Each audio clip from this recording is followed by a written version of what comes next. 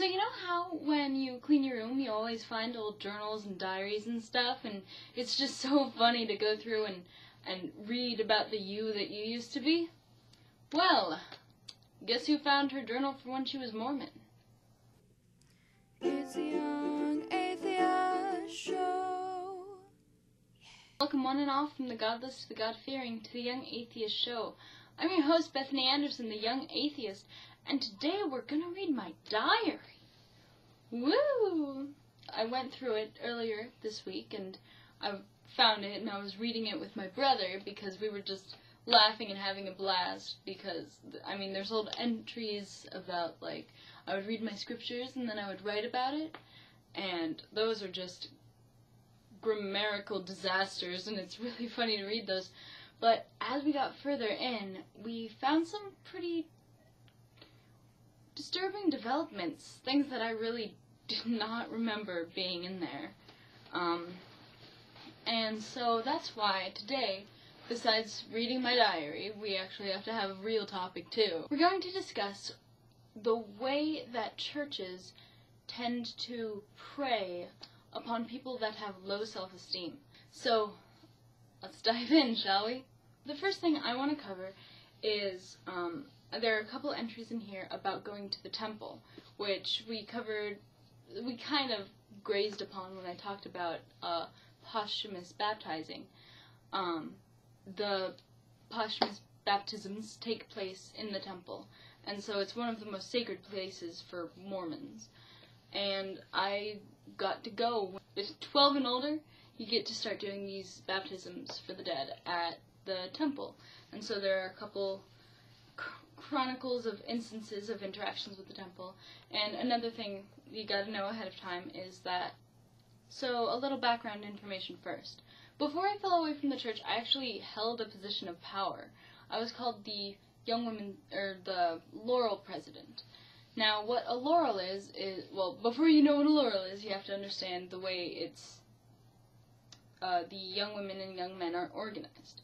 So, once you hit 12, if you're a boy or a girl, you are either a young man or a young woman. And that's an actual, like, that's the name of that bit of the organization. You're a young man or a young woman. So the young women, from, like, 12 to 13, you're a beehive. From 14 to 15, you're a Maya maid, and from 16 to 17, you are a laurel.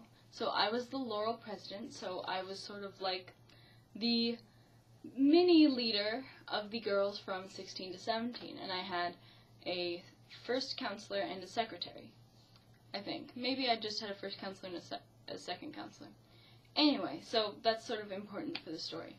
Also, when I went on temple trips, it was with the young men and young women as like a unit. We'd all go up to Canada, to where the closest temple is, and do a temple trip session thing. So these were done Wednesday nights. Not every Wednesday night, but that's just the day that we did them, because that's the night we have our Wednesday night activity, which is where men and women go to church on school night in the middle of the week and have activities to enrich their lives with stupid poop. So, there's your background information. Let's actually, jump in and start reading my personal thoughts and shit. Woo!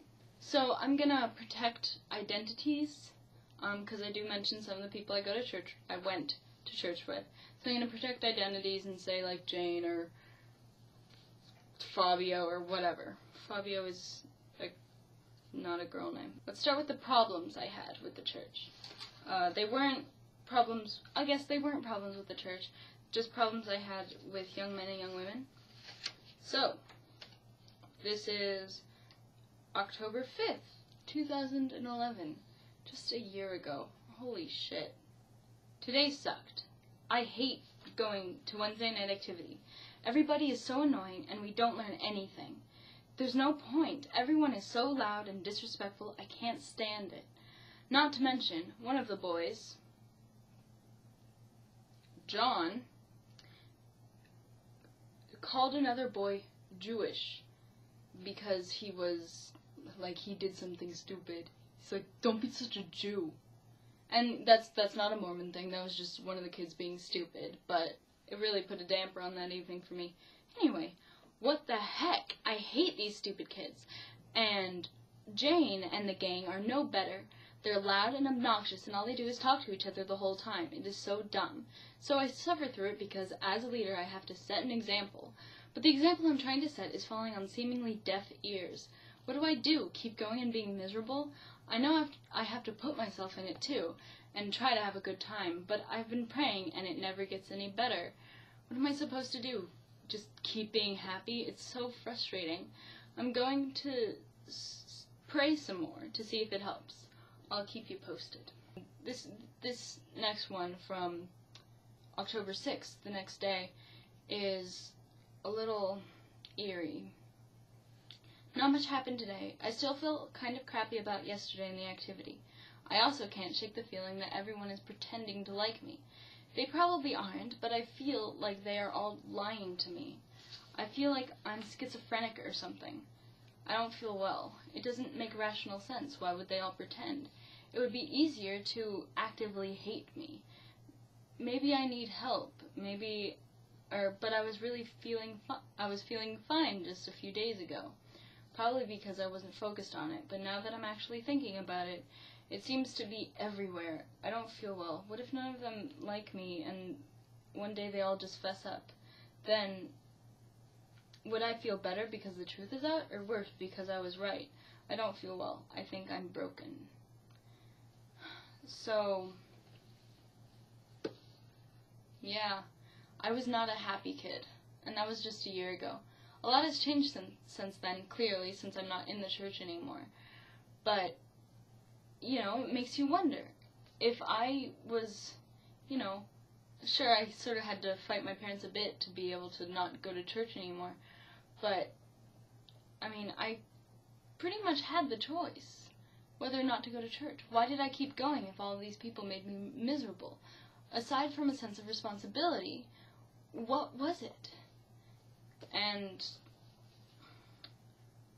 it's just really, really creepy.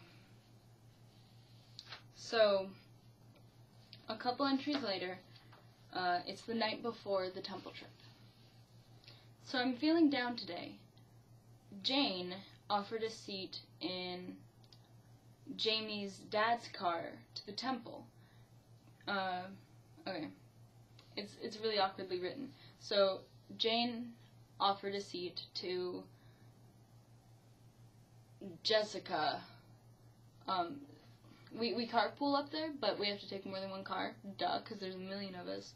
So, there was one car left in Jane's car, or there was one seat left in Jane's car, and she offered the seat to Jessica. And I was standing right there, so I was a little upset about that. So I feel crappy that she'd just offer Jessica the seat with me standing right there. Come on, it certainly doesn't help me think anything besides them all hating me. They probably do. At least I get to go to the temple. The other day, Mom asked me what I thought was more important, the temple or my family. Today in seminary is like church class before school that teenagers go to. So it's every single school day. Before school, we wake up super early and blah, blah, blah, blah, blah. Anyway. So, Mom asked me what was more important, the temple or my family. Today in seminary, we learned that Abraham had to leave most of his family in order to follow the word of God. So I said to her, the temple is more important than family. Maybe they're not a violent religion, but isn't that just a little bit too much like the militant Muslims saying that Allah is more important than their family, and then honor killing their daughters? Doesn't it sound a little bit like that? Not to quite the extent, but I just get this dreadful feeling in the pit of my stomach when I read that. That might not be the strict teachings of the church. Maybe it is, I'm not 100% sure. But whether it is or not, it is the Mormon church that brought me to that conclusion. I didn't come to that on my own. I say that it's because of what I learned about Abraham. Temple is more important than my family. So that's a little messed up. And then, the temple trip. Hooray, we get to go to the temple. Let's see what I thought about the temple. I love the temple. I never want to ever leave. I really feel like this work is important. If my kids read any of these entries, I hope they read this one. And I hope they know my testimony and feel similar. I know more than anything, with absolute certainty, that this church is true. And that we are doing some of the most important work we can do on this earth. I know, with complete certainty. Looking back, I kind of feel like an asshole for saying that, because I certainly don't think that now. Sort of jumped to conclusions there, didn't I? But anyway, and then I just go on and on about how totally happy I am. So this is a good day. The temple is always a good day. I'm willing to sacrifice anything to attend the temple. Wow, it's like all of my problems don't even matter. You know why? Because God loves me no matter what. He's so proud that I'm following the commandments, and I can tell He is too. I feel it. Every day I read my scriptures, every day I write, every day I pray. I feel God's love. Every time I make a right choice, especially a tough choice. Blessings, every day, everywhere. Blessings are awesome.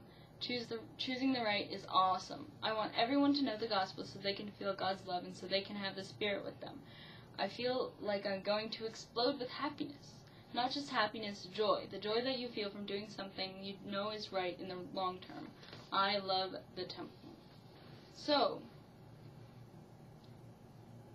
how does the church pray, or how does any religious structure prey upon people with low self-esteem?